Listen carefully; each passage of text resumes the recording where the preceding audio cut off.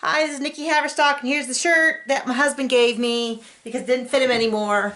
I am an author of Cozy Mysteries, and I'm here to talk today about long-term motivation and how you can cultivate it. It's a question that a lot of people have asked me about. How do I stay motivated? I have been writing as the primary sort of focus of my life for 6 years now.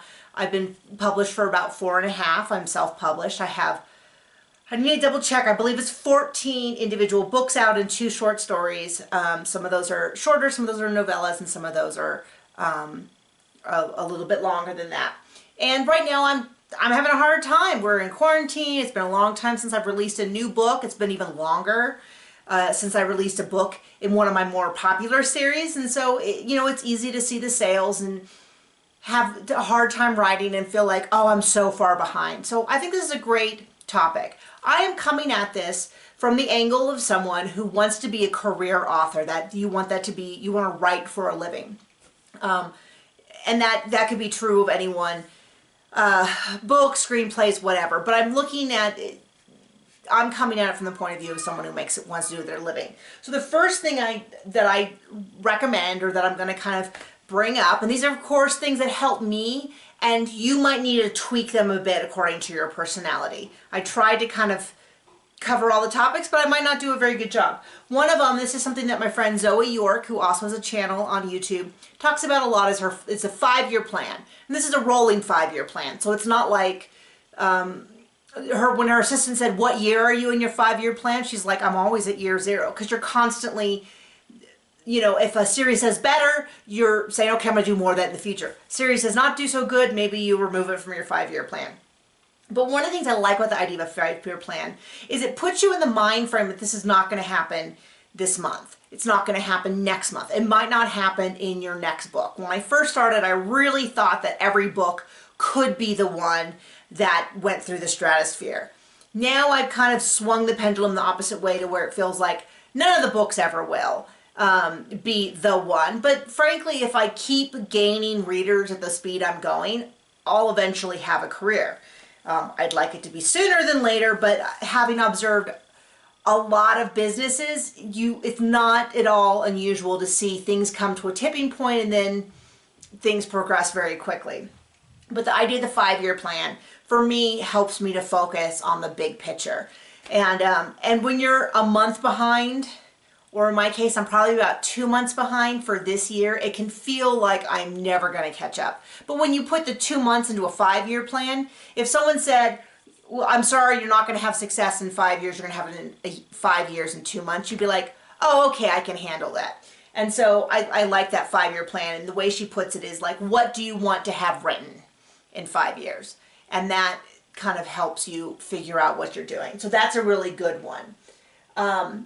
Another thing is, if you know your why are you writing, that can be something that you can come back to. It's like a touchstone. So for those of you who don't know, I have a master's degree in kinesiology, and the area of study that I focused in was sports psychology, performance enhancement.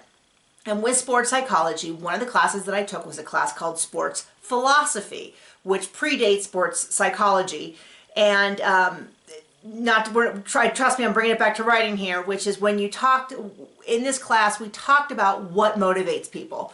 Where does our motivation to play sport come from? And we did like a deep dive into our childhood. And the idea was, if you knew why you played sports and what it meant to you on a deep philosophical level, that was a motivation that you could bring to help yourself and athletes improve. And the same is true for writing. So why do you write? Is it the way that you're able to connect with people? I have a lot of anxiety. I don't have a lot of control in my life.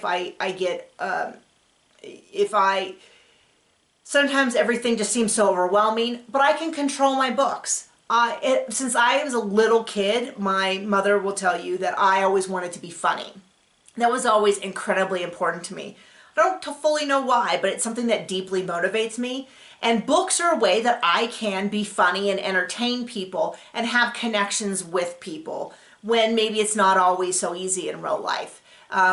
It is and a lot of people say this one, which is, it is a job that I can do from home. So whether you have a physical disability, you have something like social agoraphobia or social anxiety or something like that, or just your circumstances. There is a huge number of writers, male and female, who started writing because they were at home with their children, and it was a job they could do from home. And so all of those are true for me. When I started writing, I desperately wanted to perform, and I consider writing to be almost a little bit of performance, because I get to put on a show in people's heads. At least that's how I relate to it. I lived literally 60 miles from the nearest anything. We had a very small community. There was a limited number of things I could do. And but writing and self-publishing was 100% of my control, and I loved the idea of it. I'm never going to be in a circumstance where I can be in a writer's room or on a movie set, no matter how awesome that seems. And so when there's been times where I've been like, oh, I might as well quit. And I've literally said, and do what? What other job can I do from home that I have any sort of natural talent at, that excites me in any way? And I go, well, I guess I better get back to writing, because my options are limited. And sometimes it's as simple as that, which is if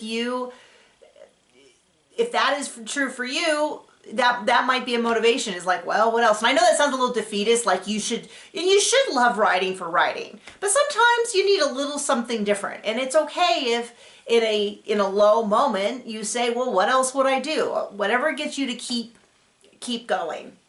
So, but identifying your why, and you might spend some time asking yourself that question, journaling, and why do I want to write? What does it mean to me? And then those are things, some lodestones that you can come back to, and you can give you comfort when you're feeling unmotivated. Another thing I did, and I kind of arranged the camera this way so you could see my 2 vision boards. So this is my family one, and it's got stuff about the family and all that. But this one, I tried to reframe the picture so you could see it a little clearer, and you could not. But I made this. I'm not a big woo-woo type of person. I'm a mediocre woo-woo person, but I really, really recommend this. So I did mine on Pinterest. I will link the board that I made if you are interested, but I decided to give it a try one year. It was a year ago Christmas for 2019, and I started, and I do recommend this. This has been incredibly comforting to me. This is my computer. I'm right-handed, and so I look at this a lot. And these are things that I picked out because they're meaningful to me, and so it's like a message from me to me when I need it the most, if that makes sense. So I highly recommend Pinterest because their recommendation algorithm is excellent. So once you start pinning stuff to your board, they make really good suggestions. So I'm religious, so I started out with some verses that meant a lot to me. They were promises from God. And so I felt like that's where I'm going to start. I'm starting with promises from God. So I pinned a bunch of verses. And if you actually look at the board, if you start at the bottom up, that's the order I did it in. So I started with some verses. Nothing can stop God's plan for your life. Isaiah 14:27. Cast all your cares on him because he cares for you. 1 Peter 1:7. So I picked a couple of verses. I actually picked Ecclesiastes, which was a verse that you probably know it from the bird song. There's a time for everything, a time to mourn, a time to live, a time to, all of that. So that was an inspiration for one of my books. So I started with that, and then I picked writers that I really, really respect. So I love Amy Poehler and I love Tina Fey. I've read their books multiple times. For me, those are my big sister writers. So I did some searches, and so I have quotes from them. It will never be perfect, but perfect is overrated and perfect is boring, from Tina Fey. Look, I'm getting emotional just reading it. And so I went through and I picked a bunch. I did a search for Tina Fey quote, and I have a bunch on here. And then I have some from Steve Martin. Be so good they can't ignore you. You know what? Bitches get stuff done, from Tina Fey and Amy Poehler, from a sketch that they did. Thankfully, perseverance is a great substitute for talent, by Steve Martin, who's his book Born Standing Up is really important to me. And so I started going to creators, writers, mostly comedy writers. And I have Mindy Kaling. I have Stephen King on here somewhere. I have Dorothy Parker. I hate writing, but I love having written. So anyway, you only fail if you stop writing, Ray Bradbury. So once I had a good portion, every day Pinterest will send you an email with a list of pins. And so they was really great because they kind of know what, if you pin this, you're likely to pin that. So every day I would get an email. Do or do not. There is no try. Yoda. And so every day I would get a pin, and I added them. And then you can Google printing out a Pinterest page. You go to the page. They have a whole thing on how to do it. I will tell you, if you get too many pins on there, it's hard to get all of them printed out because it only caches so many at a time. But anyway, so I started with that, and I went through, I put on here a mic for my audiobooks, because I wanted to start recording audiobooks. I've since recorded 4 of them. I have archery on here, which is, actually, you can't see it. There's a Lucy Liu, and I was actually at that photo shoot. And I think she's holding my bow. But I was a technical advisor for that. So I put things that are important. I have a bunch of pictures of Meghan Markle here because she's the inspiration. Her and Rashida Jones are an inspiration for a series I was developing. So I went and I put Dragons, which was one of the books, actually did really well last year. Dragons are a mage's best friend. So I put some images up of projects that I was working at. And then every day I could see it. And I have a picture of a little desk in a cute little area, which was, I hadn't really made this office at the time, I don't think. I think I made it about a month later. Is that right? So anyway, so I did that. I really do recommend it because the idea is that when I sit here and I get discouraged and I think I should just quit, I see success is walking from failure to failure with no loss of enthusiasm, Winston Churchill. And that's an important quote to me, and I picked it out, and it's there for me when I need it. So there's one here, Shonda Rhimes. I'm not lucky. You know what I am? I'm smart, I'm talented, I take advantage of opportunities that come my way, and I work really, really hard. Don't call me lucky, call me a BA. Badass. So anyway, by Shonda Rhimes. So I do recommend that. That works for me. I like to have the quotes. I like to listen to people who are successful tell me things that I know are true when I doubt myself. So, so that is something to consider. Another thing to consider right here is I have a bookshelf, and I've mentioned this, I mentioned both of these things in another video, but I put bookshelves, childhood favorite books. Remind me that I've been a reader forever. I've been training for this job since I was young, and likely you've been training for writing since you were young. I put a bunch of books here from my childhood. I put books here that I read that were my grandmother's. That she bought in 1905, and she has her signature inside. This runs in my family. Doesn't really matter, but that doesn't really matter, but at the same time, it makes me feel like I'm destined for this. And that's a lot of my motivation comes from feeling like this is a smart decision. I have books that I've read down here on craft. I've studied. I've done this. I've been reading since I was a child.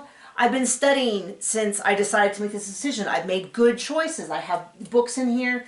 And I just have a random assortment of things that I, like one book from a series, which probably drives you crazy if you have all your books arranged, but I brought my support team here. So when I sit at this desk, this is a tiny little corner desk where I do everything on my computer. This is a dedicated spot. It's in the corner of a guest room. But when I sit here, I feel like an author. And that can be really encouraging to you. If you want to be an author and have it be your career, make yourself a special spot. You might not even need to use it. This is where I get into, like, you might not need a special spot. I wrote for a long time on the kitchen table. And then when I was hugely pregnant, I had a recliner because it was the only way I could get the computer close enough to my belly without it hurting. But the idea was, for me, having a special spot helps me feel like an author, which helps me feel more motivated, which helps me write. And so for you, this was my birthday gift a couple years ago, this little table that fit in here. It's a dedicated spot, and I can have my important stuff here. You might not need that, but if you do need it, do it. Maybe for you, it's a special fancy pen and a journal that you write in. Maybe it's your dedicated hour every day from 5 to 6. Whatever it is, and I'm telling you, I have done it where I put on special earrings. They were my writing earrings. I've had it where I put on a special perfume. I had a special cup. I have a special tea. This is all mental, but if it helps you to feel like an author, go for it. A special shirt. You know, I have writing shirts.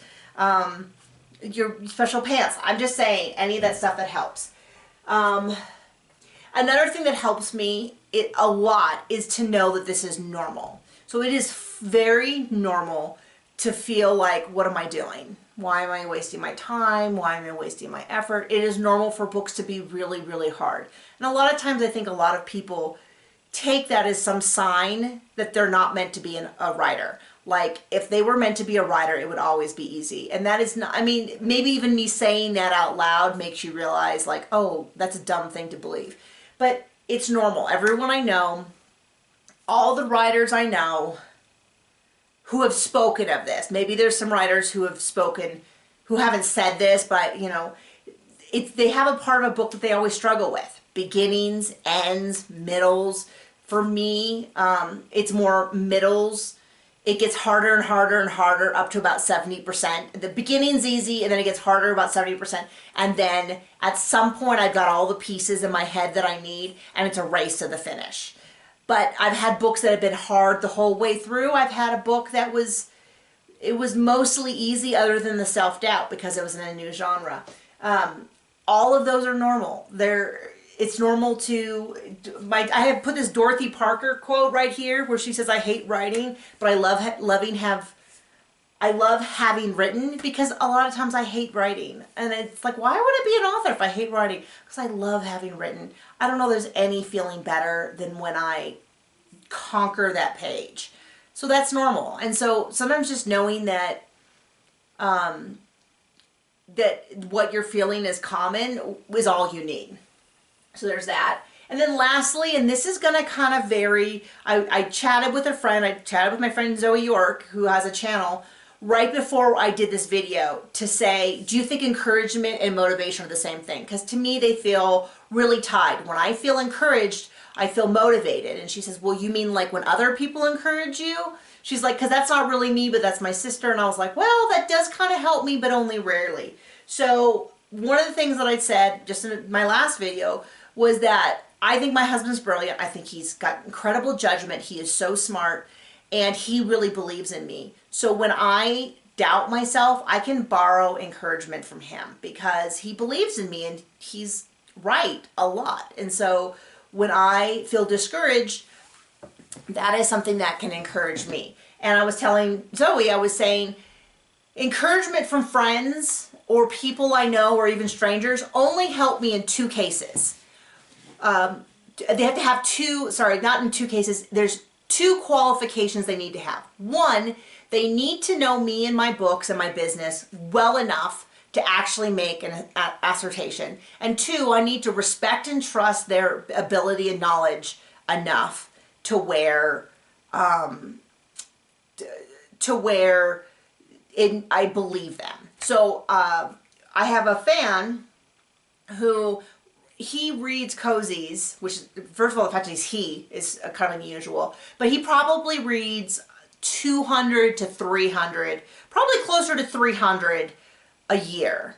I would say 300, maybe even pushing it on 400. It's his main hobby. He's divorced. He works the swing shift or the night shift or something like that. And then the only thing he does is read. And so he reads, and his primary genre is cozy mysteries, which is what I write. And he considers me to be one of his favorite authors. He's got a list of about 20 authors, but since he reads 400 books a year, he's one of my ARC readers. And the fact that he thinks so highly of me and he reads so many cozies is an encouragement to me because he knows the genre. He probably knows the genre better than anyone. If you were to say what is being released right now, he knows it. And so that's an encouragement.